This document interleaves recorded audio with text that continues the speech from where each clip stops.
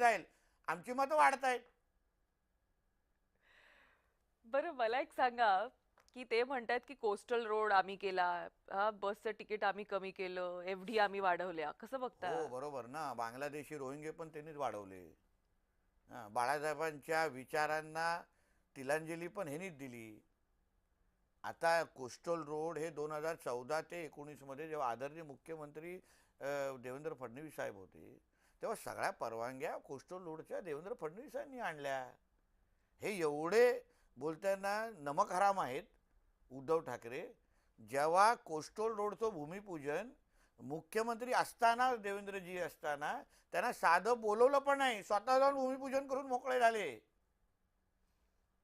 ज्या देवेंद्र फडणवीस साहेबांनी तुमच्या मातोश्री 2चे सगळे परवानग्या तुम्हाला आणून दिल्या, मिळून दिल्या, ज्या देवेंद्र फडणवीस साहेबांनी तुमच्या वडिलांचं स्मारक हे शिवाजी पार्कमध्ये जे काय स्मारकाची कमिटीपासून सगळ्या परवानग्या ह्याच फडणवीस साहेबांनी मुख्यमंत्री असताना तुम्हाला मिळून दिल्या, तुम्हाला एवढी लाज वाटली नाही की त्यांना कोस्टल रोडच्या भूमिपूजनासाठी मुख्यमंत्री असताना त्यांनी बोलवलं पाहिजे?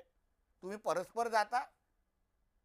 हे काय मातोश्रीचं भूमिपूजन आहे का बंगला बांधत असताना, की स्वतःच जायचं, स्वतःच कुदळं मारायची आणि स्वतःच गाणं म्हणायचं आणि घरी यायचं? एवढं सोपं नाही ते. म्हणून कोस्टल रोड असेल, मेट्रोच्या लाईन असेल, मेट्रोच्या जाळं असेल, मुंबईमध्ये इन्फ्रास्ट्रक्चर मॅन म्हणून आमच्या देवेंद्र फडणवीस साहेबांना ओळखतात आणि म्हणून मुंबईकरांना चांगलं माहिती आहे कोणी केलेलं आहे. आम्हाला काय बॅनर लावून दाखवायची गरज नाही, हो आहे आम्हीच केलं. मुंबईचे वाट उद्धव ठाकरेंनीच लावली, हे लाव, बॅनर लावा आणि मोकळे व्हा. पण बॅनरबाजी सध्या चालू आहे. हो, कारण का सांगायला लागतं ना वृषाजी, हे आम्ही केलेलं आहे, आम्हाला सांगायला गरज नाही. कोस्टल रोडवरून जाणारा प्रत्येक व्यक्तीला माहिती आहे की हे देवेंद्र फडणवीसजींनी केलेलं आहे, महायुतीच्या सरकारने केलेलं आहे. त्याच्यामध्ये उद्धव ठाकरेचं काही योगदान नाही, काही योगदान नाही.